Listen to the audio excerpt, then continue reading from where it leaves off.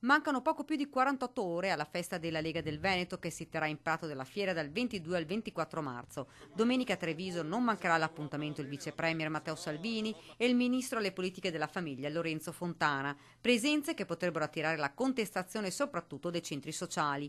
In questi giorni si sono svolti diversi vertici, dal Comitato di Ordine e Sicurezza al tavolo tecnico al quale ha partecipato anche la società alla quale si è rivolto il Carroccio per elaborare il piano di sicurezza. L'articolato dispositivo di sicurezza prevede nei giorni di svolgimento della festa una vigilanza fissa H24 ad opera di pattuglia della Polizia di Stato, dell'Arma dei Carabinieri e della Guardia di Finanza.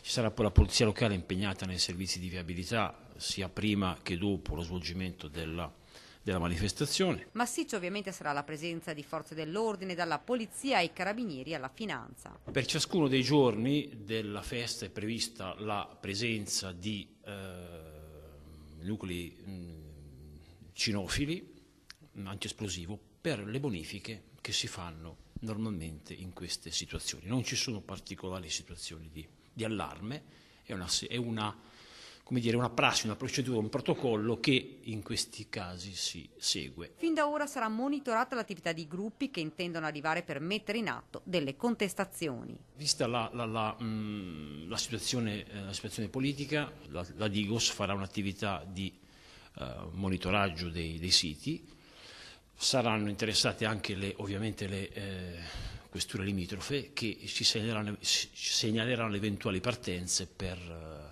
iniziative di contestazione che al momento non sono però state ancora preavvisate. Una festa attesa, ma viste le presenze dei big della politica, anche blindata.